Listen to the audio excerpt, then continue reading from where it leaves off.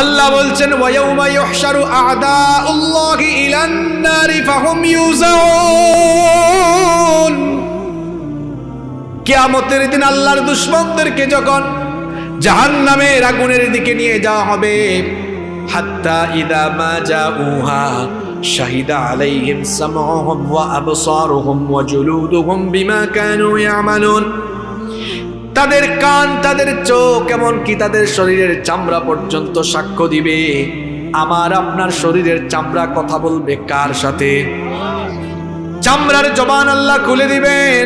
যে সকল নারীরা এই চামড়া পর পুরুষকে দেখাচ্ছেন, এই চামড়ার মধ্যে আটা ময়দা লাগায়া, কিছু মহিলা তো এত আটা ময়দা লাগায়, আটা ময়দা লাগাইলে লাগে একরকম, ছুটাই ফেললে লাগে আরেক রকম। কি বলেন আছে না নাই? এত আটা ময়দা, আরো কত কসমেটিক্স, এত কিছু যে চামড়ায় লাগাতেন, যে চামড়ার এত যত্ন নিতেন। শীতের দিনে দামি দামি ব্র্যান্ডের লোশন ইউজ করতেন, দামি দামি কসমেটিক্স ইউজ করতেন। এই চামড়ার জবান কিয়ামতের দিন খুলে দিবেন কি?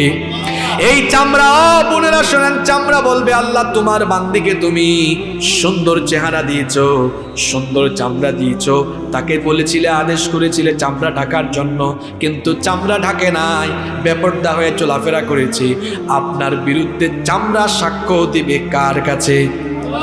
জাহান্নামীদের চামড়া যখন জাহান্নামীদের বিরুদ্ধে সাক্ষ্য দিবে, তখন জাহান্নামীরা তাদের শরীরের চামড়াকে জিজ্ঞেস করবে, হে শরীরের চামড়া, তুমি এত নাফরমান হলে কেমনে? আল্লাহ কোরআনে বলেছেন, জাহান্নামীগুলো তখন বলবে, ওয়াকালু লিজুলুদিহিম লিমা শাহিদতুম আলাইনা। হে চামড়া, তুমি কেন আমার বিরুদ্ধে কথা বলো? তোমার এত যত্ন নিতাম। চামড়া তখন বলবে, ক্বালু আনতাকানাল্লাহুল্লাযী আনতাকা কুল্লা শাই। বাক শক্তিদাতা যিনি, আমার জবান খুলে দিয়েছেন তিনি। চামড়াও তখন কথা বলবে। এজন্য আমার বোনদেরকে, মাদেরকে বলতে চাই, ঘর থেকে যখন বের হবেন পর্দা করে বের হবেন। পর্দার বিধানটা কার? আবার পর্দা করে তামাশা করবেন না, কারণ নবীজি বলেছেন শেষ জামানায় এমন কিছু নারীর পয়দা হবে, নিসাউহুম কাসিয়াতুন আরিয়াত, কাপড় পরলেও মনে হবে তারা যেন উলঙ্গ উলঙ্গ আছে। অর্থাৎ এমন আঁটো-সাঁটো আর এমন ফেতনা সম্পন্ন কাপড় পরবে, অর্থাৎ বুরখা পরছে পর্দার জন্য, কিন্তু বুরখাগুলো হবে আঁটো-সাঁটো, যেগুলো সেন্সিটিভ জায়গা পর্যন্ত বোঝা যাবে। এইরকম আঁটো-সাঁটো লাল নীল বিভিন্ন কালারের অ্যাট্রাকটিভ বুরখা, এগুলো পরা যাবে না। আমার বোনদেরকে বলবো, ঢিলে ঢালা বুরখা পরবেন, পাতলা নয়, বরং একটু ভারী। আবার এত ভারী না যেন গরমে মরে যান, এত পাতলাও নয় যাতে শরীর দেখা যায়। একটু সুন্দর শালীন বুরখা হবে, যেটা দিয়ে শরীর দেখা যাবে না, আঁটো-সাঁটো হবে না, ঢিলে ঢালা হবে। ঢিলে ঢালা হবে, আকর্ষণীয় কালারের হবে না, একদম কালো কালারের বুরখা পরে। আবার বুরখা পইরাও কিছু নারী ফেতনা ছড়ায়। বুরখা পইরা দেখা যায় মুখ খোলা রেখে দিয়েছে। মানুষের দেহের আকর্ষণের মূল জায়গা হলো চেহারা। এজন্য মানুষ যখন বিয়ে করতে যায় তখন হাত পাও দেখে না, চেহারা আগে দেখে। আরো জোরে বলেন, কারণ চেহারা দেখেই তো মায়া সৃষ্টি হয়, ভালো লাগা সৃষ্টি হয়। আল্লাহ বলেছেন মাথার উপর থেকে এমন একটা চাদর ব্যবহার করো যা তোমার মুখ, তোমার বক্ষ দেশ পর্যন্ত আবৃত করে রাখে। আল্লাহ নবী বলেছেন আখিরি জামানায় পর্দা কইরা কিছু নারী ফিতনা ছড়াবে। নবীজি বলেছেন, আলা রুউসিহিম কাআসনিমাতিল বুখতিল ইজাফ, আলা রুউসিহিম কাআসনিমাতিল বুখতিল ইজাফ। বুখতি উটের কুজের মতো ভাঁজ দিয়ে দিয়ে স্টাইল করে তারা মাথার মধ্যে হিজাব পরবে। বলেন তো, এই ধরনের আধুনিক যুগের ফেতনাবাজ অনেক নারী আছে না নাই? লিপস্টিক লাগিয়ে আশকারা মাস্কারা কত কিছু মুখে লাগায়া, এরপরে স্টাইল করে, ওই যে নবীজি বলেছেন বুখতি উটের কুজের মতো ভাঁজ দিয়া হিজাব পরে। আমার বোনদেরকে বলবো এরকম করবেন না, কারণ নবীজি বলেছেন ইলানুহুন্না, এইরকম মহিলাদেরকে তোমরা মুসলমানরা লানত দাও, ফা ইন্নাহুন্না মালউনাত, কারণ তারা হলো অভিশপ্ত। এই সকল নারীদেরকে অভিশপ্ত বলেছেন প্রিয় নবী মুহাম্মদুর রাসূলুল্লাহ সাল্লাল্লাহু আলাইহি ওয়াসাল্লাম। এজন্য আমার মাদেরকে, বোনদেরকে বলবো, খবরদার, পর্দার নামে ফিতনা করে অভিশপ্ত হওয়া যাবে না, আবার বেপর্দা হয়ে জাহান্নামীও হওয়া যাবে না। আমরা পর্দা মেনটেন করব। আমরা যারা এখানে পুরুষ মানুষ আছি, আমরাও আমাদের মহিলাদেরকে পর্দা কিতা আওয়াজ করেন না কেন আপনারা? পর্দা করাবেন না? কিছু মানুষ আছে বিয়ে শাদী কইরা নিজের বউকে শাড়িটারি পরাইয়া বুরখা টুরখা ছাড়া বের হয়, এরা রুচিহীন পুরুষ, ব্যক্তিত্বহীন পুরুষ। এই যে বিয়ের ফাংশনে মানে ক্লাবে গেল বউ নিয়ে, এরকম শাড়িটারি পরাইয়া ক্লাবে নিয়ে গেছে কোনো ফাংশনে, আর ওই বিয়ের প্রোগ্রামে আসা অনেক পুরুষরা তাকায় তাকে বলছে ইস উফ, এমন কি বলতেছে ভাইয়া এটা কে? কয় চিনস না তোর ভাবি? কয় উফ হেভি লাগতেছে। বউ কার আর কুতাকুতি করে কে দেখছে?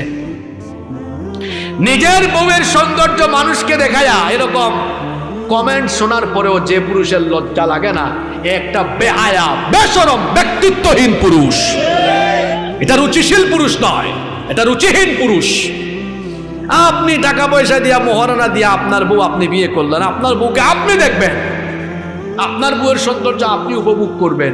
আপনার বউ কি জনগণের সম্পদ নাকি যে জনগণ তার সৌন্দর্য উপভোগ করবে?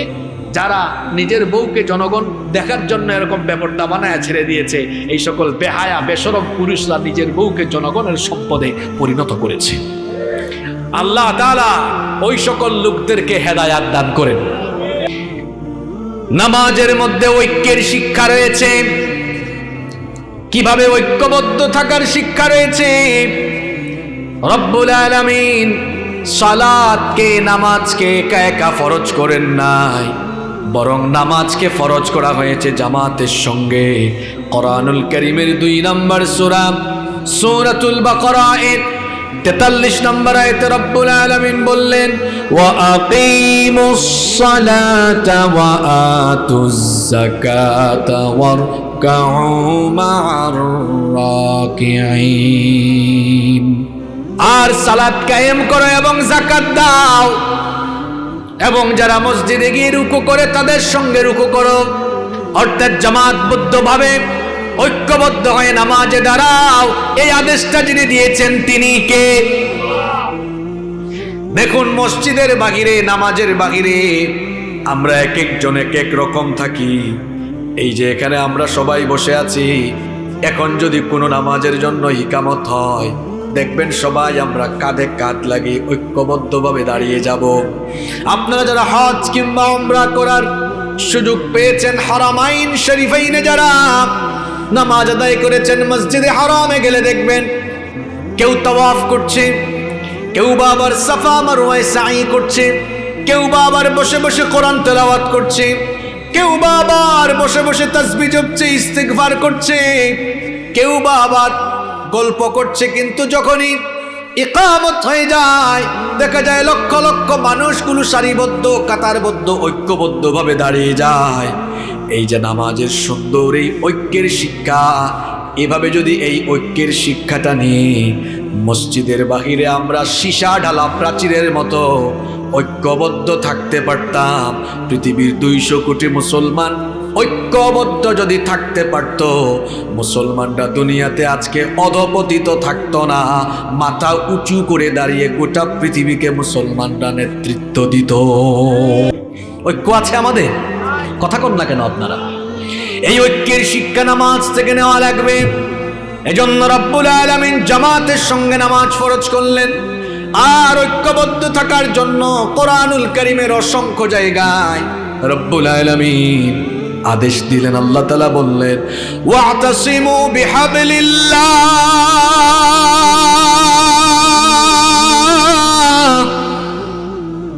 ঐক্যবদ্ধ হয়ে আল্লাহর দ্বীনের রজ্জুকে আঁকড়ে ধরো। ওয়ালা তাতাফাররাকু, খবরদার তোমরা বিচ্ছিন্ন হয়ে যাও না।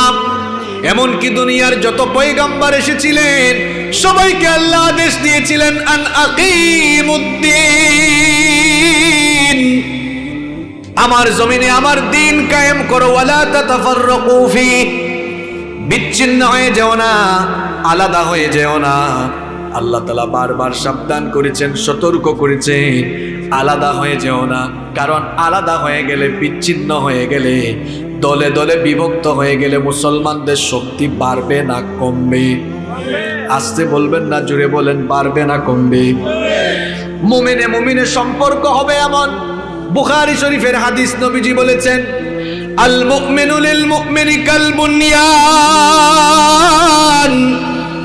ইয়াশুদ্দু বাদুহু বাদা মুমিনের সাথে মুমিনের সম্পর্ক হবে বিল্ডিং এর যে দেয়াল আছে ইটের মতো, একটা শক্ত মজবুত প্রাচীরের মতো মুমিনদের সম্পর্ক হবে।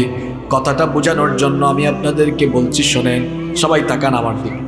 এই যে এই খুঁটি থেকে, এই পিলার থেকে এই পিলার পর্যন্ত, এখানে যদি কেউ সারি সারি ইট রাখে, ইট রাখার পরে একটা ইটের উপর আরেকটা ইট, এই ইটের উপর আরেকটা ইট, এই ইটের উপর আরেকটা ইট, এরকম ইটের স্তূপ যদি বানায় ফেলে, আর তারপরে যদি সিমেন্ট আর বালি দিয়ে এটাকে জোড়া না দেয়, তাহলে দেখা যাবে একটা বাচ্চা যদি এসে আলতো করে ধাক্কা মারে, ওই ইটের সারি বা ইটের স্তূপ পড়ে যাবে না?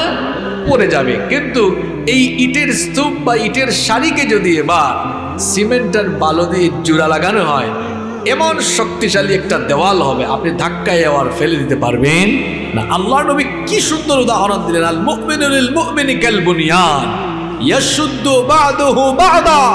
মুমিনে মুমিনের সম্পর্ক হবে একটা প্রাচীরের মতো, একটা মজবুত প্রাচীরের মতো। অর্থাৎ মুসলমানরা যদি ঐক্যবদ্ধ থাকে, আলাদা না হয়ে সব মুসলমানরা যদি এক থাকে, তাহলে ফলাফল কি হবে?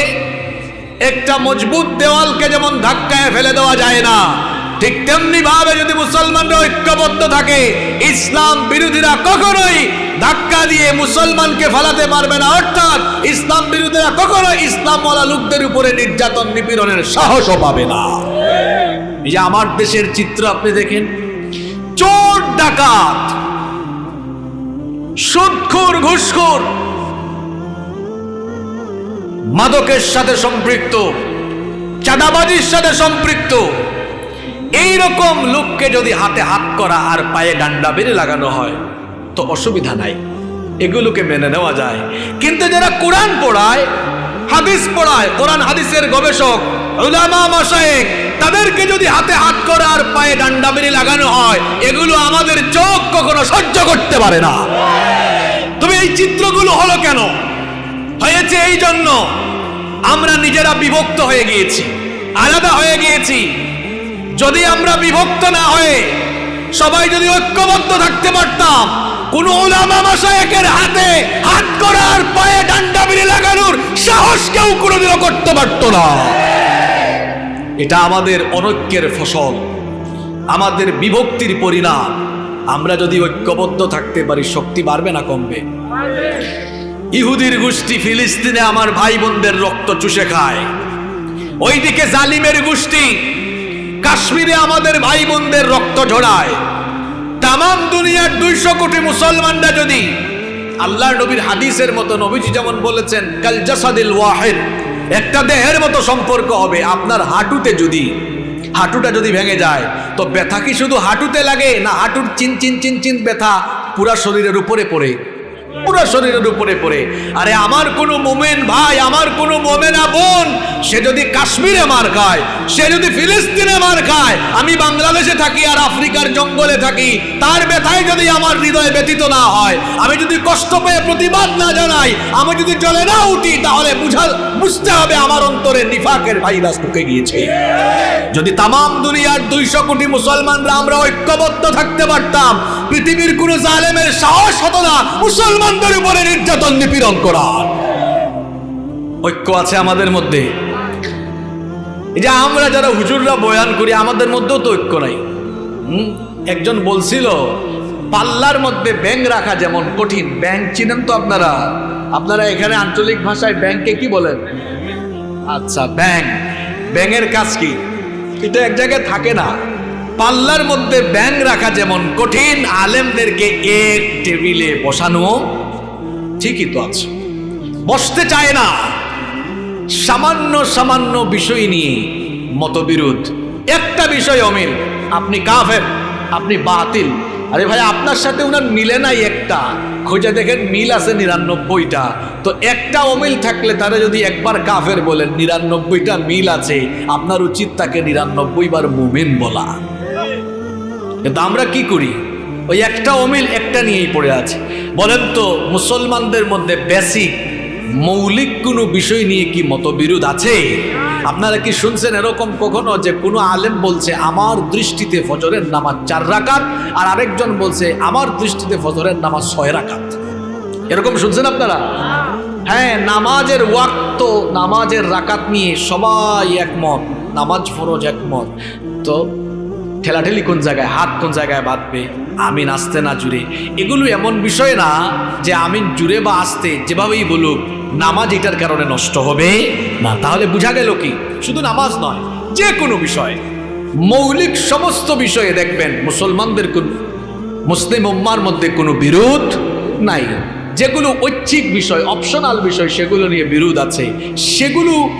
সেগুলোতে বিরোধ থাকলেও আমরা তো চাইলে ইত্তিফাক মাল ইখতিলাফ, হ্যাঁ ইখতিলাফ থাকুক, ইখতিলাফগুলোকে রেখেও তো আমরা সবাই ঐক্যবদ্ধ হতে পারি যদি আমাদের সংকীর্ণ হৃদয়কে প্রশস্ত করে দিতে পারি, উদারতা যদি লালন করতে পারি, নিজেদেরই লাভ হবে। আমরা ওলামায়ে কেরামকে বলবো, আসুন আমরা একটু উম্মতের ঘরে যে আগুন লাগছে আমরা একটু পানি ঢেলে ঠান্ডা করি, উম্মতের ঘরকে এক রাখি। এখন আগুন লাগছে, যদি কেরোসিন আরো ঢেলে দেই তাহলে আগুনের তেজ বাড়বে না কমবে? আমরা ঐক্যবদ্ধ থাকলে শক্তিশালী হব। বলেন তো, আপনাদের সবার হাতে যদি একটা লাঠি দেওয়া হয়, লাঠি বুঝেন তো আপনারা? আঞ্চলিক ভাষায় কি বলেন লাঠিকে? হ্যাঁ, আচ্ছা, লাঠি। একটা লাঠি হাতে থাকলে এই লাঠিটা ভাঙা সহজ না কঠিন? খুব সহজ। এখন যদি প্রত্যেকের হাতে 100টা করে লাঠি দেওয়া হয়, ভাঙতে পারবেন? কুতানি শুরু হবে, কিন্তু ভাঙতে পারবেন না। কি বুঝলেন? আপনি হুজুর, আমি হুজুর, আপনি হুজুর, আপনি হুজুর, আপনি হুজুর, সব হুজুর আলাদা আলাদা। এক লাঠি হাতে থাকলে যেমন ভাঙা সহজ, মুসলমানদের মধ্যে অনৈক্য থাকলে ইসলাম বিরোধীরা যারে যখন ধরবে তার মেরুদণ্ড ভাঙাও তাদের জন্য সহজ। আর 100টা লাঠি যেমন ভাঙা কঠিন, ঠিক তেমনি আমরা যদি আমাদের যে বেসিক বিষয়ে মতবিরোধ নাই, এই জায়গাতে আমরা একমত থেকে ঐচ্ছিক বিষয়ে যে ইখতিলাফ আছে এগুলোকে আমরা আমলে না নিয়ে সবাই যদি ঐক্যবদ্ধ থাকতে পারি, 100টা লাঠিকে যেমন ভাঙা যায় না, ঐক্যবদ্ধ থাকলে আরে মুসলমানদের উপরে নিপীড়ন চালানো তো দূরের কথা, ইসলামওয়ালা লোকদের বিরুদ্ধে কথা বলার সাহসও কোনোদিন কেউ পাবে না। এই যে দেখুন, কিছুদিন আগে শিক্ষা সিলেবাস নিয়ে এদেশের সকল ঘরানার সকল মতের দলের আলেমরা যখন ঐক্যবদ্ধভাবে জোরালো প্রতিবাদ করলেন, শিক্ষামন্ত্রীর গলার আওয়াজ বড় ছিল, গরম ছিল, সেটাও নরম হয়ে যেতে বাধ্য হয়েছে। কি বুঝলেন? ঐক্যবদ্ধ থাকলে একটা সুফল পাওয়া যায়। আর নাস্তিক্যবাদ যারা চর্চা করে, নাস্তিক্যবাদের চর্চা যারা আমাদের সমাজে ছড়িয়ে দিতে চেয়েছিল, এরা ভাবছিল যে হুজুর হুজুর আলাদা আছে, আমরা এই সুযোগে ঢুকাই দেই। ব্যাককলের দল। এদেশে একজন আলেম বেঁচে থাকতে বান্দ্রামি শিক্ষা ব্যবস্থা আর নাস্তিক্যবাদ চর্চা করতে দেওয়া হবে না, হবে না, হবে না ইনশাআল্লাহ। আর বাংলাদেশে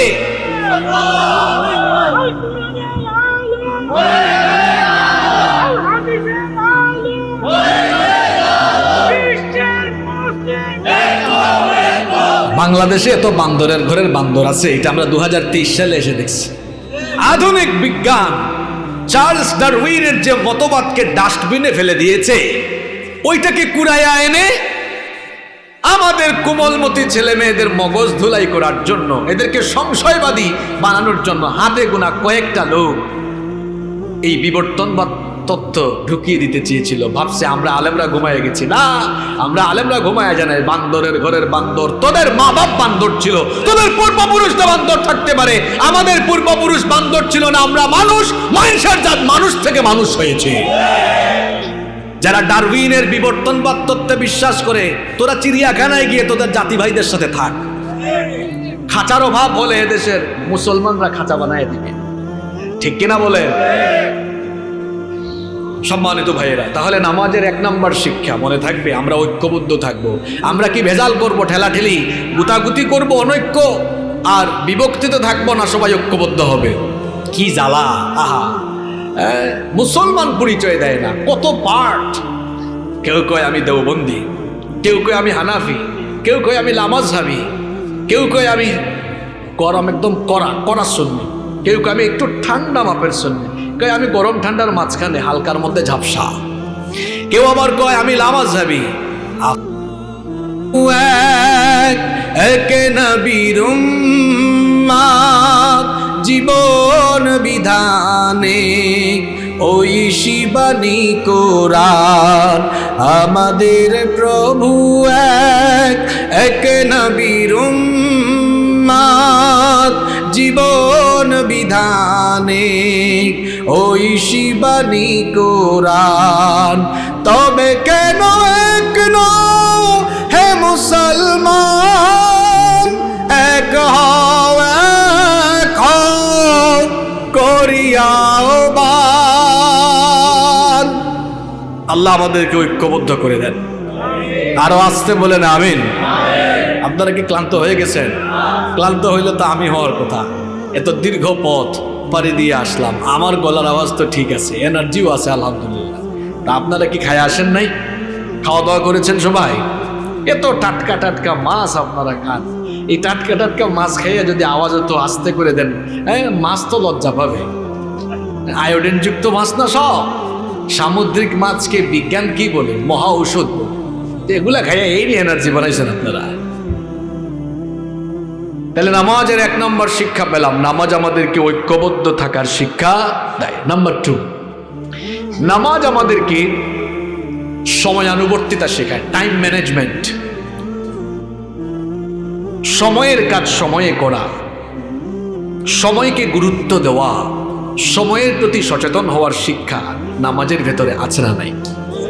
কারণ প্রত্যেকটি নামাজকে শিডিউলের ভিত্তিতে ফরজ করা হয়েছে। এজন্য রব্বুল আলামিন বলেছেন, ইন্নাস সালাতা কানাত আলাল মুমিনিনা কিতাবাম মাওকুতা। নিশ্চয়ই সালাতকে, নামাজকে সময়ের ভিত্তিতে, শিডিউলের ভিত্তিতে, সময়ানুবর্তিতার ভিত্তিতে ফরজ করা হয়েছে। প্রত্যেকটা নামাজের নির্দিষ্ট একটা সময় আছে না নাই? কেউ যদি কয় আমি ফজরের নামাজ বিকাল 4টায় পড়বো, তার কথা মতো হবে নাকি? কেউ যদি কয় আমি জোহরের নামাজ রাত 2টায় পড়বো, কথা মতো হবে নাকি? কেউ যদি কয় আমি আসরের নামাজ সকাল 8টায় পড়বো, হবে না। কেউ যদি কয় মাগরিবের নামাজ আমি দুপুর 12টায় পড়বো, হবে না। কেউ যদি বলে এশার নামাজ আমি ভোর 4টায় পড়বো, হবে না। কারণ নামাজের একটা নির্দিষ্ট শিডিউল আছে, শিডিউল মতো নামাজ আদায় করতে হবে। এমনকি নামাজের যখন সময় হয়ে যায়, যদি নামাজের জন্য সময় হয়, ঘড়ির দিকে তাকিয়ে যদি দেখা যায় সময় হয়ে গিয়েছে, এলাকার গণ্যমান্য ব্যক্তি সেও যদি মসজিদে আসা বাকি থাকে, ওই ভিআইপি আর সিআইপির জন্য অপেক্ষা করা হয়, তখন দেখা যায় সময়ের নামাজ সময়ে সম্পাদিত হয়। এখান থেকে শিক্ষা হলো, একজন মুসলমান, একজন মুমিন টাইমে টাইমে যেমন নামাজ আদায় করে, ঠিক তেমনি একজন মুমিন সে নামাজের বাহিরে তার জীবনের আনুষঙ্গিক সকল কাজ সময় মতো করবে, সময়ের প্রতি গুরুত্ব দিবে, সময়ের প্রতি সচেতন হবে। কারণ সময়ানুবর্তিতা, টাইম ম্যানেজমেন্ট যার জীবনে নাই, তার জীবনে কোনো শৃঙ্খলা বা ভারসাম্য। এখনকার ইয়াং তরুণ যুব সমাজ যারা আছে, ছাত্ররা শোনো, তোমরা যা শুরু করছো, ইয়াং যারা আছেন আপনারা শুনেন ভাই, কি শুরু করেছেন আপনারা? হ্যাঁ, ঘুমের অভ্যাস ঠিক নাই, খাদ্যাভ্যাস ঠিক নাই, কোনো রুটিন নাই, জীবনে এত বিশৃঙ্খলা, কোনো কিছু ঠিক নাই। দেখুন, আপনারা কি ঘুমাই যাচ্ছেন নাকি? আমার কথা শুনতেছেন? একটা মজার তথ্য দিই আপনাদেরকে। দেখুন, আমাদের দাদা দাদিদের আমলে, মানে আজকে থেকে আপনার 40-50 বছর আগে, বলেন তো কারেন্ট ছিল? আপনাদের টেকনাফে কারেন্ট ছিল নাকি? ছিল না। তখন টেলিভিশন, রেডিও অ্যাভেলেবেল ছিল না। তখন এই যে স্মার্টফোন, এগুলা কি ছিল? ছিল না। ওয়াইফাই, ইন্টারনেট, ল্যাপটপ, কম্পিউটার, আধুনিক প্রযুক্তি কিছুই ছিল না। না থাকার কারণে, যে আমার চাচারা তারা জানেন, না থাকার কারণে কি হয়েছে, রাত 8টার পরে তাদের কোনো কাজ কাম ছিল না, তারা খায়া দেয়া ঘুম। এখন আমাদের ঘরে আধুনিক প্রযুক্তির ছোঁয়া লেগেছে, এখন কারেন্ট আছে, টেলিভিশন আছে, এখন mobile, laptop, computer, internet, wifi সব আছে। এজন্য রাত 2টা, 3টা, 4টা পর্যন্ত আমাদের জেগে থাকার অভ্যাসও আছে। এ থাকার কারণে কি হচ্ছে, পরিণতিটা কি হলো? আমাদের আগের যুগের মানুষ যারা ছিলেন, আমাদের চাচা চাচি, দাদা দাদি, তারা 60, 70, 80 বছর বয়সে গিয়েও ফিজিক্যালি ফিট। কেন? খাওয়া দাওয়া ঠিক, ঘুম। এখনকার যুবক ছেলেদের ঘুম ঠিক নাই, জুয়ান বয়সে বুড়া হয়ে যাচ্ছে, চুল পেকে যাচ্ছে, এদের যৌবন ক্ষয় হয়ে যাচ্ছে, যৌবন নষ্ট করে ফেলতেছে এরা, এদের চেহারার লাবণ্য কমে যাচ্ছে। এই যৌবন বয়সে তারা মাইগ্রেনে আক্রান্ত হচ্ছে। ইন্ডিয়ার বেঙ্গালুরুতে শুধু দৌড়াচ্ছে মাইগ্রেনে আক্রান্ত। কত ধরনের রোগ দেখা দিয়েছে, কেন জানেন? টাইম ম্যানেজমেন্ট জীবনে নাই, সময়ানুবর্তিতা নাই।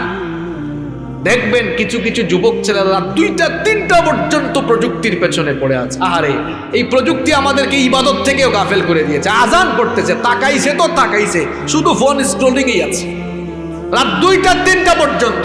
এমনকি আরো দুঃখের ব্যাপার হলো, আমরা যখন ছোট ছিলাম, আমি নিজের চোখে দেখেছি যে আগে মানুষ মেহমান বাড়িতে গেলে চেয়ারে গুল হয়ে বসতো, কিংবা সবাই এভাবে বসে একজন আরেকজনের খোঁজ খবর নিত, কে কেমন আছে, কে কি করছে, আন্তরিকতা, হৃদ্যতার যে একটা সম্পর্ক, সেটা দেখা যেত। এখন প্রযুক্তির ছোঁয়া লেগেছে, এখন দেখবেন সবাই মেহমান বাড়িতে যায়, এতগুলো মানুষ একসাথে বসে আছে, কেউ কারোর সাথে কথা কয় না, সবাই নিচের দিকে মাথা দিয়ে শুধু ফোন স্ক্রলিং করে। কথা ঠিক আছে? এই আধুনিক প্রযুক্তির ছোঁয়া লাগায় আমাদের হৃদ্যতা, আন্তরিকতা কমে যাচ্ছে, ভালোবাসা কমে যাচ্ছে, মানুষ যান্ত্রিক হয়ে যাচ্ছে।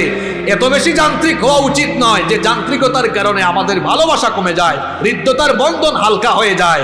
এত বেশি প্রযুক্তি নির্ভর হওয়া উচিত।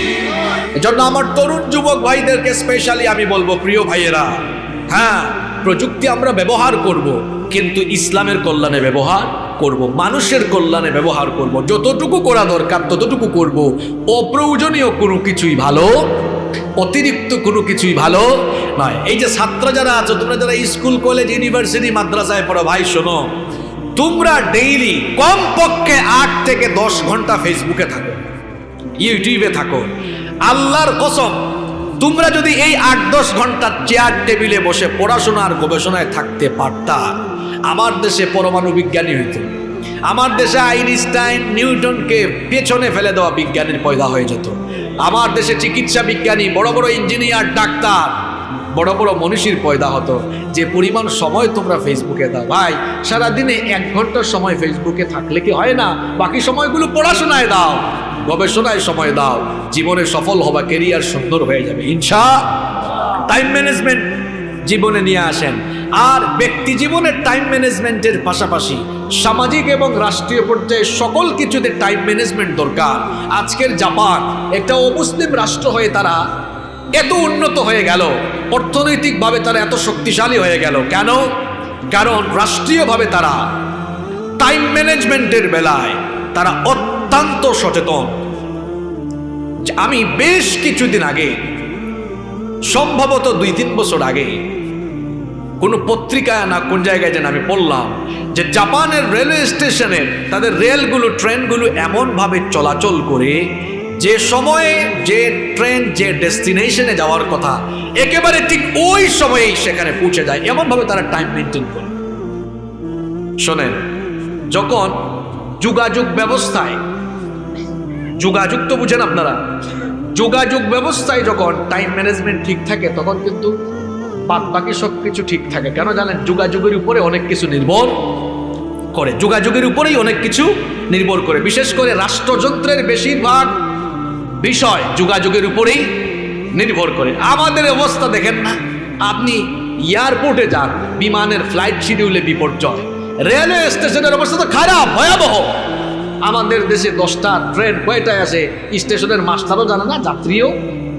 একবার এক লোক রেলওয়ে স্টেশনে বসে আছে, 10টায় ট্রেন ব্যাগ টেক নিয়ে বসে আছে, ভাবতেছে আল্লাহ জানে কখন আসে।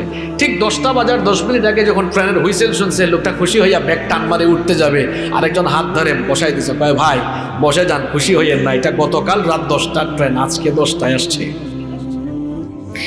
এই রকম সময়ের প্রতি গাফলতি আমাদের সমাজ ব্যবস্থায়, রাষ্ট্র ব্যবস্থায় আছে না নাই? ব্যানারে কিংবা পোস্টারে যদি লেখা থাকে অনুষ্ঠান শুরু হবে বিকাল 3টায়, পাবলিক ভালো করেই জানে বুচ্চিটা শুরু হবে বিকাল 5টায়। কি বলেন? ঠিক আছে, বুচ্চিটা শুরু হবে বিকাল 5টায়। কি বলেন? ঠিক আছে কথা। সময়ের প্রতি সচেতনতা, সময়ের কাজ সময়ে না করলে মানুষ কখনো সফল হতে পারবে এই যে দুনিয়াতে আছি, আমাদের হায়াত আছে। What is life? What's the definition of life? জীবন কি? জীবন হচ্ছে সময়ের সমষ্টির নাম। ইমাম হাসান আল বসরি রাহিমাহুল্লাহ তিনি বলেছেন, ইয়া ইবনা আদম, হে আদম সন্তান, ইন্নামা আনতা আইয়াম ইযা যাহাবা ইয়াউমিন যাহাবা বা'দুক। হে আদম সন্তান শোনো, তোমার জীবন হলো কতিপয় গণনা করা কয়েকটা দিনের নাম মাত্র। যখনই একটা দিন চলে যায় তখনই তো তোমার জীবন থেকে কিছু অংশ কমে যায়। সময়ের সমষ্টির নাম হলো জীবন। এই যে আমাদেরকে হায়াতে সময় দেওয়া হয়েছে, এই সময়গুলো কিন্তু থেমে নেই, সময় চলে যাচ্ছে। সময়গুলোকে যদি আমরা যথাযথভাবে কাজে না লাগাই, কিয়ামতের মাঠে আফসোস করে বলতে হবে, ইয়া লাইতানি কদ্দামতু লিহায়াতি।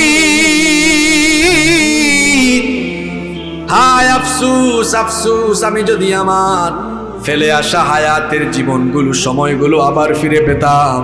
সময় চলে গেলে সময়ের জন্য আফসোস করে আর কোনো লাভ হয়? লাভ হয়? এজন্য সময়ের কাজ সময়ে করতে হবে। এই শিক্ষা নামাজের ভেতরে আছে না নাই? আরো জোরে বলেন, আছে না নাই? নাম্বার 3, নামাজ আমাদেরকে সঠিক নেতা নির্বাচনের শিক্ষা দেয়। নামাজ আমাদেরকে সঠিক নেতা নির্বাচনের শিক্ষা দেয়। কিরকম? আমরা তো জামাতে নামাজ আদায় করি। জামাতে নামাজ আদায়ের জন্য একজন কি লাগে? জুড়ে বলেন। এই পাশ থেকে তো আওয়াজ আসে না। একজন কি লাগে? ইমাম লাগে। এখন আপনাদের মসজিদে আপনারা জামাতের সঙ্গে নামাজ আদায় করবেন, সেখানে যদি তেলাওয়াত অশুদ্ধ, কুরআন তেলাওয়াত ভুল পড়ে, নামাজের মাসআলা মাসাইল জানে না, অথবা ইনি কোনো একাডেমিক ব্যাকগ্রাউন্ডের আলেম নন, এইরকম লোককে কি আপনারা নামাজে ইমামতিতে দাঁড় করাবেন? কেন? কারণ তিনি ইমামতির যোগ্য নন। একজন সচেতন মুসলমান কিংবা সচেতন মুসলিম সমাজ যেমনি অযোগ্য কোনো লোককে তার সমাজের মসজিদের ইমাম বানাতে পারে না, ঠিক তেমনি মসজিদের বাহিরে সচেতন মুসলমানরা অযোগ্য, অপদার্থ, চোর, ডাকাত, সন্ত্রাস, চাঁদাবাজ, টেন্ডারবাজকে তার সমাজের কোনো দায়িত্বশীল চেয়ারে বসাতে পারে না। এই শিক্ষাটা কি আমাদের মুসলমান সমাজে আছে? নাই। নাই বলেই তো এই দশা আমাদের, এই পরিণতি আমাদের। নবীজির সময়ে মসজিদের ইমাম যে, সমাজ আর রাষ্ট্রের ইমামও হলো সে। এটা হলো আল্লাহ আর রাসূলুল্লাহ সাল্লাল্লাহু আলাইহি ওয়াসাল্লামের ইসলাম। আর আমাদের মডার্ন ইসলাম হলো আমাদের বানানো ইসলাম, যেটা মসজিদের হুজুর ইমাম একজন আর সমাজের ইমাম আরেকজন। মসজিদের হুজুর আপনি সুফি সাহেবের মতো থাকেন, একদম দাড়ি রেখে জিকির আজকার, এরপরে সৎ পথে থাকেন, আপনি থাকেন। আর সমাজের দায়িত্বশীল চেয়ারে চোরেরা বসুক, সুদখুর বসুক, ঘুষখুর বসুক, চরিত্রহীন লম্পট বদমাশরা বসুক। এখনকার মুসলমান সমাজ তার সমাজের চিত্র এমন বানিয়ে ফেলেছে, ঠিক কিনা বলেন? আমরা যদি সঠিক নেতা নির্বাচন করতে পারতাম, আমরা কত দূর এগিয়ে যেতাম।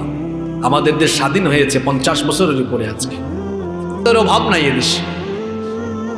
কিন্তু দেখা যায় দায়িত্ব পেয়ে শিক্ষিত চোরেরা যে পরিমাণ চুরি করে, শোনেন, একজন শিক্ষিত চোর কায়দা করে যে পরিমাণ চুরি করতে পারে, অশিক্ষিত চোর কিন্তু এত পরিমাণ চুরি করতে পারে। জুতা যে চুরি করে মসজিদের ভেতরে, এটা তো শিক্ষিত চোর না, এটা অশিক্ষিত চোর। কিন্তু শিক্ষিত চোরেরা কলমের খুঁচায় যে পরিমাণ দুর্নীতি করে, যে পরিমাণ লুটপাট করে, হাজার হাজার অশিক্ষিত চোর মিলে এত পরিমাণ চুরি চামারি করতে পারবে। এই যে কিছুদিন আগে বিশ্বকাপ হয়েছিল কোন দেশে? কথা কন না কেন আপনারা? কাতার। দেশটা কি আমাদের দেশের চেয়ে খুব বড়? আরে আমাদের ঢাকা শহরের চেয়েও ছোট একটা দেশ, কিন্তু বিশ্বকাপে যে পরিমাণ খরচ তারা করেছে, এটা দিয়ে বাংলাদেশকে কয়েক বছর চালানো যাবে। দেখুন, 1 শতাব্দী আগে, 100 বছর আগে এই কাতার বলেন, দুবাই বলেন, আমিরাত বলেন, বাহরাইন বলেন, সৌদি আরব বলেন, আরাবিয়ান গালফের যে দেশগুলো, এরা অর্থনৈতিকভাবে এখন অনেক শক্তিশালী। কিন্তু আজ থেকে 100 বছর আগে এরা যাযাবর ছিল, বেদুইন ছিল, মরুভূমিতে উট চালিয়ে জীবনযাপন করত। এই কয়েক যুগের ব্যবধানে এরা অর্থনৈতিকভাবে এত শক্তিশালী। আজকের দুবাই কি হালতে আছে আপনারা জানেন, এবং ধারণা করা হচ্ছে মিডল ইস্টের এই কান্ট্রিগুলোই হয়তো আগামীতে পৃথিবীকে লিড দিতে পারে। এরা এত উন্নতির দিকে এগিয়ে যাচ্ছে। তো যারা 1 শতাব্দী আগেও এত দরিদ্র ছিল, এত কম সময়ে তারা এত এগিয়ে গেল কিভাবে? আপনারা তো বেশি চালাক। আপনারা বলবেন হুজুর তাদের দেশে তো তেল আছে, তাদের দেশে স্বর্ণ আছে, অনেক প্রাকৃতিক সম্পদ আছে। তো আমার দেশে কি সম্পদ আপনার চোখে পড়ে না? আমার দেশেও তো সম্পদ আছে। আমার বাড়ি সিলেটে, আপনারা জানেন তো আমাদের সিলেটে পাথরের খনি আছে, কয়লার খনি আছে, গ্যাসের খনি আছে। আর আমাদের বাংলাদেশের মাটি তো সোনার মাটি, এদেশের মাটি তো মরুভূমি নয়। যে ফসলের চাষ করা হয় সে ফসল হয়, এটাই আলহামদুলিল্লাহ। তো আমার দেশেও তো সম্পদের অভাব নাই।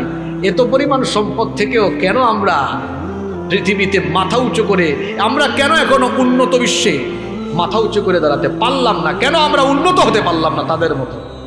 আপনি বলতেছেন যে তাদের দেশে তেল আছে, স্বর্ণ আছে। আরে এত সম্পদ থাকার পরেও চোরেরা বেগম পাড়া যেভাবে বাড়ি বানায়, আর যেভাবে দেশের টাকা বিদেশে লুটপাট করে তেলের ঘনি আর স্বর্ণের ঘনি থাকলে এরা বেগম পাড়ায় বাড়ির পরিমাণ আরো বাড়ায় দিত, লুটপাটের পরিমাণ আরো বাড়িয়ে দিত। ঠিক কিনা বলেন? তাহলে কিভাবে উন্নত হয়ে গেল তারা? এরা উন্নত হলো কিভাবে? উন্নত হয়েছে তারা একটি রাষ্ট্র পরিচালনার জন্য সেনসিটিভ যে বিষয়গুলো আছে সেই বিষয়গুলোতে তারা শরিয়া আইন মেনে চলে। ওদের দেশে কিন্তু 100% কোরআনের আইন নাই, কিন্তু সেনসিটিভ ইস্যু যেগুলোর কারণে একটা সমাজ, একটা রাষ্ট্র আগায় না, যেমন অতিরিক্ত চুরি, জিনা, এইসব থাকলে রাষ্ট্র এগিয়ে যেতে, সেখানে চুরির বিচার কি দিয়ে হয়? কোরআন দিয়ে হয়। সেখানে জিনা বিচার ইসলামের বিধান দেওয়া হয়। এজন্য জিনা সেখানে আছে নাই। কিছু আইন থাকায় যদি এত শান্তি থাকে, 100% আইন থাকলে শান্তি কম থাকবে না বেশি থাকবে? কথা বলেন না কেন আপনারা? আমার দেশে সম্পদের অভাব নাই, এত সম্পদ আছে। এই সম্পদগুলোর সুষ্ঠু ব্যবহার, এই সম্পদগুলোর সঠিক ব্যবহার, সুষম বন্টন আর ইনসাফ যদি থাকে, আমার দেশও মাথা উঁচু করে দাঁড়িয়ে বিশ্বকে নেতৃত্ব দিবে। যদি দায়িত্বশীল চেয়ারে থাকা ব্যক্তিগুলো আমানতদার হয়, খেয়ানতকারী না হয়, যদি আমানতদারিতার সাথে দায়িত্ব পালন করে, আমরা পৃথিবীর বুকে মাথা উঁচু করে দাঁড়িয়ে যেতে পারব।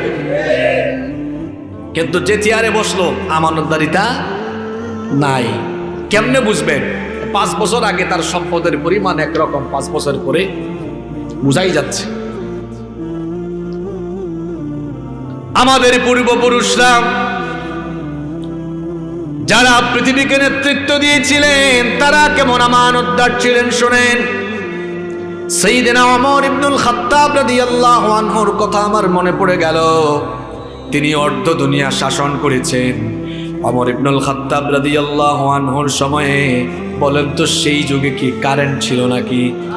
এই রকম ইলেকট্রিক্যাল লাইট ছিল নাকি? কিছুই ছিল না। ওমর রাদিয়াল্লাহু আনহু অর্ধ দুনিয়া শাসন করেছেন। একদিন তিনি ঘরের ভেতরে মোমবাতি জ্বালিয়ে কাজ করছেন।